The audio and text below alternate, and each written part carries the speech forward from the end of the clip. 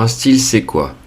Un style vous permettra d'appliquer un ensemble de mises en forme rapides dans votre document. Autrement dit, il est inévitable de les utiliser au quotidien. Et cela vous permettra par la suite, comme on le verra, d'arriver à un vrai résultat et à une finalité beaucoup plus facilement, beaucoup plus aisément. Alors comment faire pour utiliser et modifier un style de texte prédéfini? Tout d'abord, il faut comprendre que Word voit des titres sur plusieurs niveaux. Effectivement, il existe des titres de niveau 1, de niveau 2, et plus nous montons dans les niveaux, plus les titres sont à un niveau inférieur. Autrement dit, le titre de niveau 1, de manière hiérarchique, est le titre avec le niveau le plus élevé. On peut atteindre les styles de la partie Accueil, l'onglet Accueil du ruban, ici dans le groupe Style. Il vous suffira de cliquer sur cette flèche pour déployer la bibliothèque des styles déjà prédéfinis. On peut aussi avoir en visuel constamment la bibliothèque de style en cliquant directement sur le lanceur du groupe style. Et vous avez ici le volet style qui s'ouvre et vous avez en visuel les différents styles prédéfinis du logiciel. Par défaut, cette petite case qui est ici, afficher l'aperçu, n'est pas cochée et vous obtenez simplement ici un visuel des noms, des dénominations des différents styles prédéfinis. Si vous cochez comme je l'ai fait ici, la case afficher l'aperçu, vous voyez ici les caractéristiques qui ont pu être attribuées à chacun de ces styles. L'idée ici va être d'utiliser et d'appliquer un style à des segments de texte puisqu'on va commencer à faire comprendre au logiciel qu'on a créé une répartition dans notre saisie. Parce que par défaut, la saisie qui a été faite ici, l'intégralité de la saisie qui a été faite ici, est en style normal. C'est le style qui a été appliqué par défaut à la saisie que j'ai faite précédemment. Si ici je souhaite en savoir plus sur chacun des styles, je n'ai qu'à me placer dessus et voir cette infobulle qui m'indique effectivement qu'il y a des caractéristiques de mise en forme particulières sur ce style. Je place mon point d'insertion dans l'élément, dans le segment de phrase auquel je souhaite appliquer un style. Si j'applique ici un style de titre 1, cela signifie que c'est un titre qui a une plus grande importance qu'un style de titre 2. Hiérarchiquement parlant, le titre 1 effectivement a un titre primordial par rapport à un titre 2 qui pourrait être considéré par exemple comme un sous-titre. Mon point d'insertion est placé ici à l'endroit où je souhaite et puis je vais me diriger dans mon volet ici de style ou bien dans la bibliothèque, cela aura le même effet et je vais me placer sur titre 1 et faire simplement un clic. En un clic, j'ai appliqué un style prédéfini qui s'appelle titre 1. Quand je me positionne sur titre 1, ici il est sélectionné dans un cadre bleu, je le vois. Et en plus de ça, l'infobulle m'indique toutes les caractéristiques de mise en forme qui ont été appliquées ici à mon titre. Je vais placer mon point d'insertion dans le segment de phrase La Région Alsace. Et cette fois-ci, je vais opter pour un titre de niveau 2. Je vais me placer sur titre de niveau 2 et vais effectuer simplement un clic gauche pour appliquer ce style avec toutes les caractéristiques de mise en forme qui sont ici données dans l'infobulle. Pour revenir sur certains propos que j'ai pu tenir, le style normal donc est le style par défaut, c'est-à-dire que c'est celui qui est appliqué par le logiciel à tout nouveau texte. À partir du moment où vous avez appliqué un style à un segment de phrase, à une partie de votre texte, ici dans votre volet style, ou bien dans la bibliothèque qui est ici, vous avez en évidence le style qui a été choisi, ici avec un encadré gris, et dans le volet style, ici, que je vous conseille d'ouvrir constamment à l'aide du lanceur pour avoir ici la chose en visuel de manière permanente, vous voyez ici l'encadré bleu qui vous indique le style qui a été sélectionné.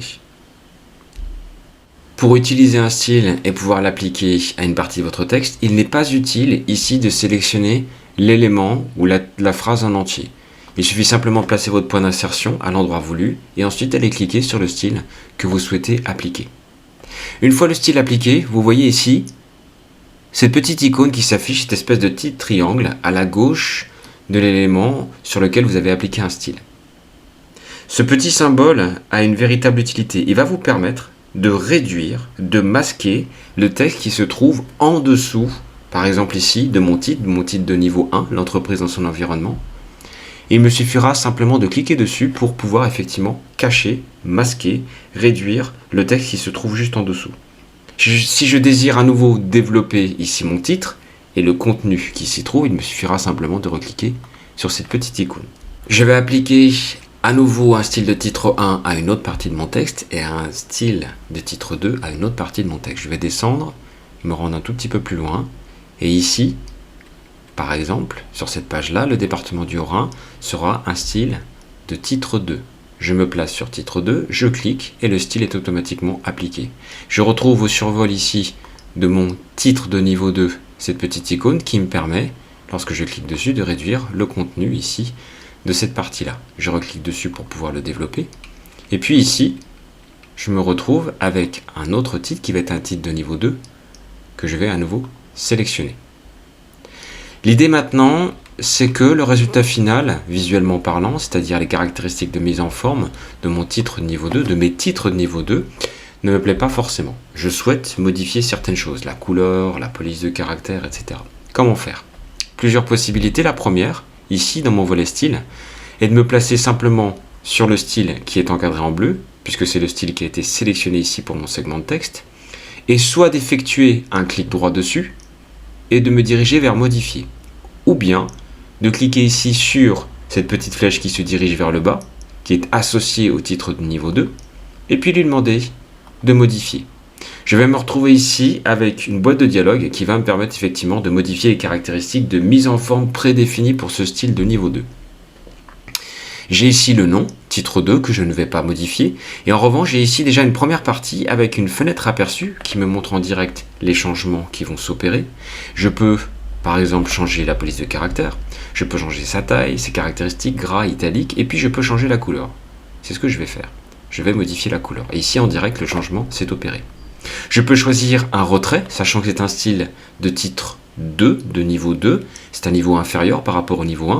Je vais effectuer juste un retrait. Et puis si je veux aller beaucoup plus loin, je peux me diriger ici dans la partie format, qui va me donner accès à beaucoup plus de caractéristiques et puis aller beaucoup plus loin.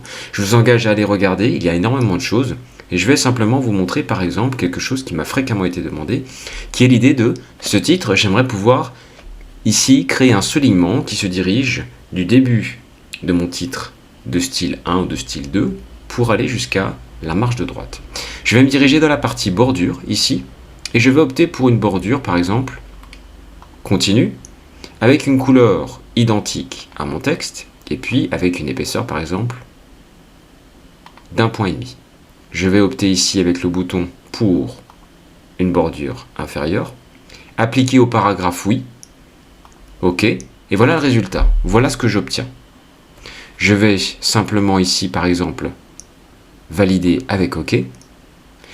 J'ai ici le résultat final de mes modifications de mon style de niveau 2.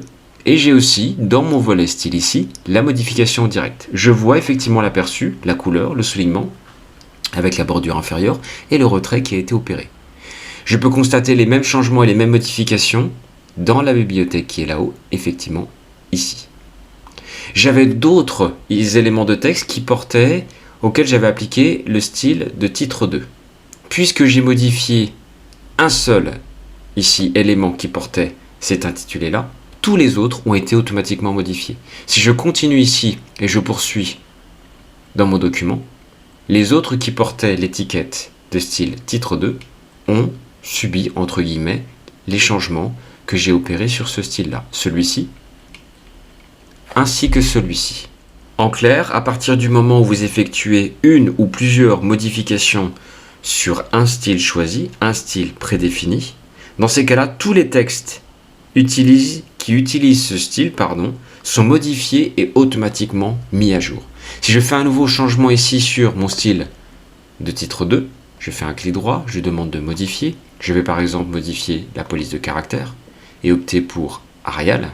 Lorsque je vais valider avec OK, non seulement ici le titre sur lequel j'étais va adopter cette nouvelle caractéristique, mais tous les autres vont être mis à jour. Celui-ci a été mis à jour, comme celui-ci, et celui-ci. Je me place ici, je place mon point d'insertion dans le titre, je me rends compte effectivement qu'il a pris en compte ce nouveau changement, à savoir un changement de police de caractère. Mon style titre 2 a été ici par exemple appliqué sur ce segment de phrase, sur ce titre-là, la région Alsace. Et imaginez que vous ne vouliez plus retourner dans vos styles ou que vous ne vouliez plus passer par cette fameuse boîte de dialogue qui vous permettait ici de changer les caractéristiques de mise en forme. Et que vous décidiez d'appliquer un nouvel attribut comme l'italique par exemple depuis ici votre groupe police dans la partie accueil, dans l'onglet accueil de votre ruban. Il y a possibilité ici de faire ce changement en direct et que le logiciel comprenne ici et qu'il applique cette modification directement au style, autrement dit qu'il mette à jour automatiquement le style que vous avez sélectionné. Pour cela, retournez simplement dans la partie modification du style sélectionné, donc faites un clic droit dessus, choisissez modifier, ou bien choisissez ici la petite flèche qui se dirige vers le bas et optez pour modifier. Par défaut, cette case qui se trouve ici n'est pas cochée. Cochez-la. Mettre à jour automatiquement, et cela aura pour effet qu'à chaque fois que vous allez effectuer une modification en direct depuis votre ruban par exemple sur l'un des titres, que ce soit un style de titre 1 ou de titre 2, eh bien ces changements vont se mettre à jour automatiquement dans le style. Je vous montre, je vais valider avec OK. Je vais ici sélectionner mon titre, la région Alsace, et puis je vais appliquer depuis mon ruban ici une caractéristique italique. Et quand je vais appliquer cette caractéristique, le changement va s'opérer directement sur, ici, le schéma, le style de titre 2. Et s'appliquera bien évidemment sur les autres parties de texte qui possèdent ce même style. Je vais appliquer ici ma caractéristique italique. Et là, ça a été appliqué directement dans mon style de titre 2. Ça a été bien sûr appliqué ici, mais aussi ici. Avant de vous proposer une activité pratique, je tiens simplement à insister sur le fait que ici, dans la bibliothèque de styles que vous pouvez avoir, que les styles de titre de niveau 1, de niveau 2, de niveau 3, de niveau 4, etc. constituent la structure d'un document. C'est une hiérarchie, sachant que le titre de niveau 1 est le plus important et que par exemple le titre de niveau 2 peut être considéré comme étant un sous-titre. Et ces structures, établies à l'aide de ces titres de niveau 1, de niveau 2, de niveau 3, etc., seront utilisées par exemple, pour une option très utile lorsqu'il va falloir générer automatiquement une table des matières. Donc pensez, lorsque vous arrivez et lorsque vous effectuez une saisie, de bien organiser, de structurer ici votre saisie et de ne pas rester sur le style prédéfini, c'est-à-dire le style normal, et de bien appliquer des styles ici différents. Vous pouvez appliquer des styles par défaut, avec les caractéristiques de mise en forme qui sont ici appliquées par le logiciel, ou bien les modifier comme on l'a fait ici, avec le style de niveau 2. Une dernière option, une dernière possibilité ici existe. Effectivement, il est possible de remplacer un style prédéfini, par exemple, comme un style de titre 1, par le style d'un texte sélectionné. En clair, je vais sélectionner ici, par exemple, l'entreprise dans son environnement. Je vais moi-même attribuer des caractéristiques de mise en forme à l'aide de mon ruban et du groupe police, une couleur rouge, du gras, de l'italique, et puis un soulignement double. Ces caractéristiques de mise en forme, je peux effectivement les appliquer au style de titre 1. Comment faire? Mon style de titre 1 a déjà des caractéristiques de mise en forme par défaut, mais je peux faire comprendre au logiciel que ces nouvelles caractéristiques, j'aimerais que mon style de titre 1 les absorbe. Je vais me placer ici sur le style de titre 1 ou bien me placer ici dans la bibliothèque et vais simplement effectuer un clic droit et lui demander de mettre à jour le style de titre 1 pour correspondre à la sélection qui est faite ici avec la couleur rouge, le gras, l'italique et le soulignement double. Je vais valider avec mon clic gauche et automatiquement, ici, mon style de titre 1 a absorbé la mise en forme, les caractéristiques de mise en forme que j'avais moi-même appliquées ici à cette partie de texte. Il m'a fallu simplement sélectionner une partie de mon texte et de lui faire comprendre que ce que j'ai sélectionné ici, les attributs de mise en forme que j'ai sélectionnés ici, j'aimerais qu'il les applique automatiquement et les fasse correspondre ici pour modifier mon style de titre 1.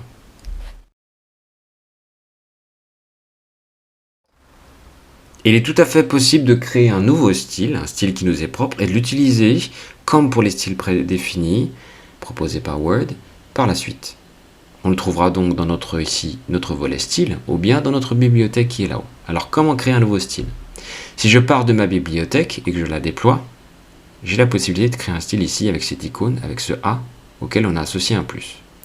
Depuis mon volet style, que je fais apparaître et que j'ouvre à l'aide du lanceur qui se trouve ici, je retrouve cette même icône en bas à gauche. En cliquant dessus, j'ouvre une boîte de dialogue et j'ai différentes étapes à franchir ici, plus une fenêtre aperçue qui va me donner en direct les changements qui vont s'opérer à partir de mes choix. Je vais donner un titre à ce style, je vais l'appeler texte 1.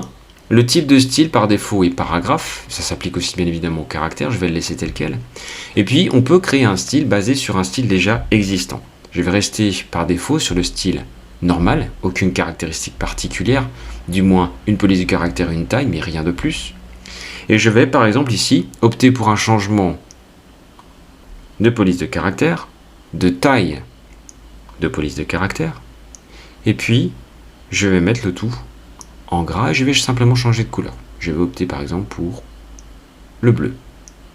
En validant avec OK, je vais ici voir, je vais pouvoir constater que ce nouveau style que j'ai créé, qui s'appelle texte 1, apparaîtra à la fois dans la bibliothèque qui est ici et à la fois dans mon volet style qui est ici. Je valide et je retrouve ici mon nouveau style texte 1 dans mon volet style et aussi dans ma bibliothèque qui a été appliquée donc là où je me trouvais, là où j'avais placé mon point d'insertion. À tout moment, je peux ici modifier le style que je viens de créer, le style texte 1, en plaçant soit ici dans ma bibliothèque et en effectuant un clic droit lui en demandant de modifier, ou bien depuis mon volet style, en repérant ici le style qui a été appliqué à l'aide de ce cadre bleu, et puis d'effectuer à nouveau un clic droit et lui demander de modifier. Et de modifier par exemple le fait que je souhaite que la totalité soit en italique. Je valide, ça va être mis à jour ici, à la fois ici, dans ma bibliothèque, et à la fois ici, dans mon volet style, et à la fois ici, bien évidemment, dans le texte qui a été sélectionné sur lequel j'ai appliqué ce style que je viens de créer, texte 1.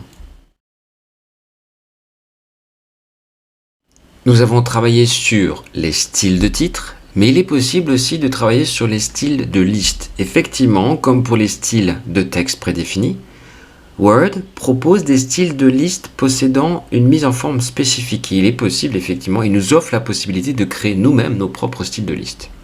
Partons du principe que nous souhaitons que ce contenu-ci devienne une liste, mais qu'on applique un style qui sera nôtre et qu'on pourra, bien évidemment, réexploiter par la suite et auquel on pourra avoir accès facilement.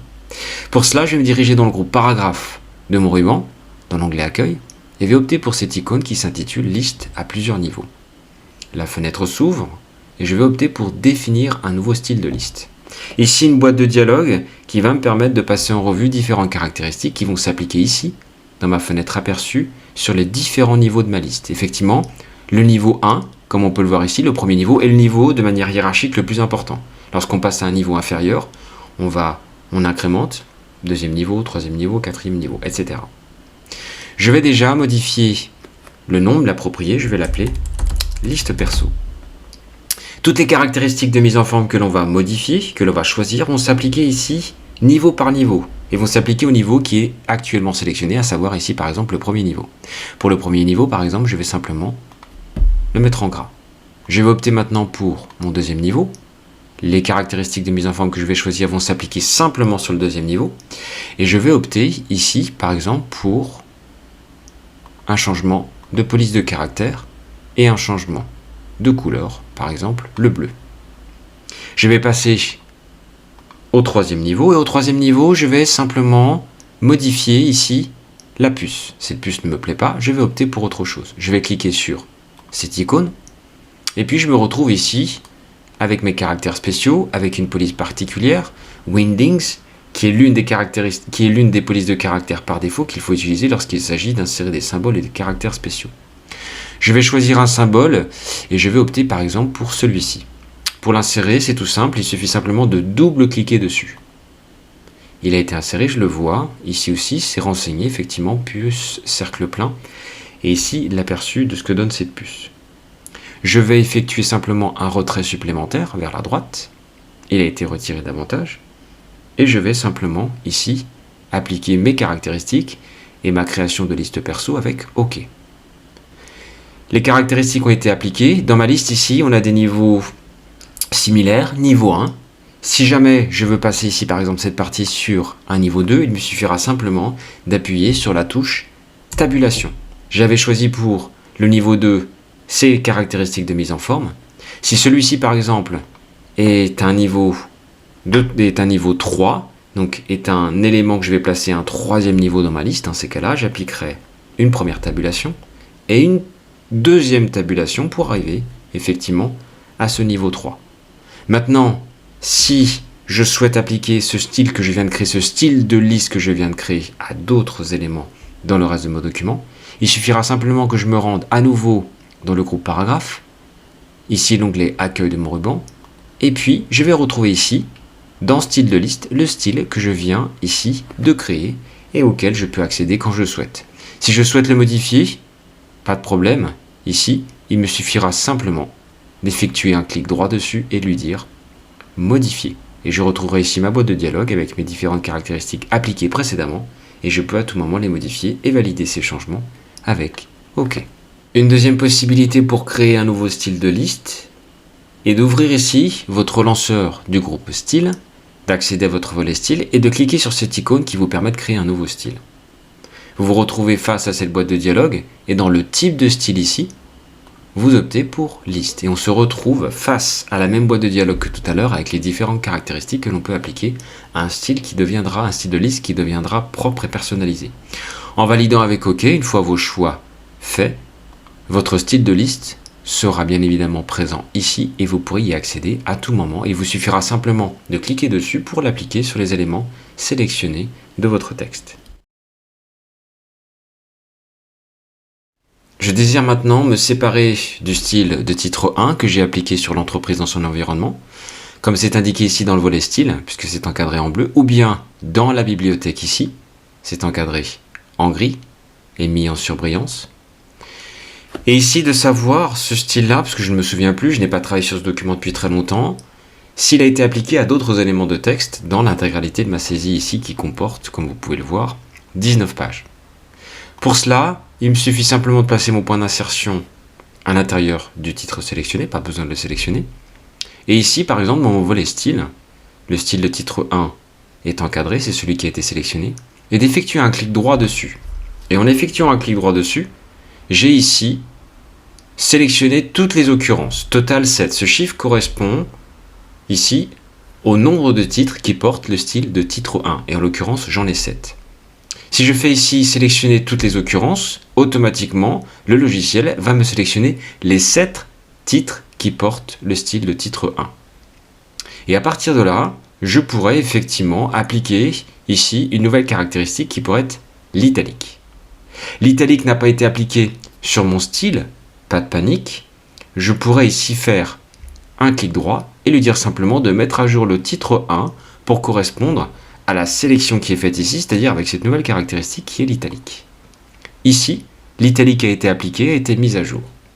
Si je fais à nouveau un clic droit sur le style de titre 1 et vais dans Modifier, il est plus facile ici de lui indiquer qu'on souhaite mettre à jour automatiquement à chaque fois qu'il y a un changement qui va s'opérer. Maintenant, comment effacer un style qui a été appliqué à plusieurs instances? Ici, en l'occurrence, ce style a été appliqué, clic droit, à cette instance. Comment effacer rapidement cette instance, cette application de style titre 1 à mes différentes parties de texte?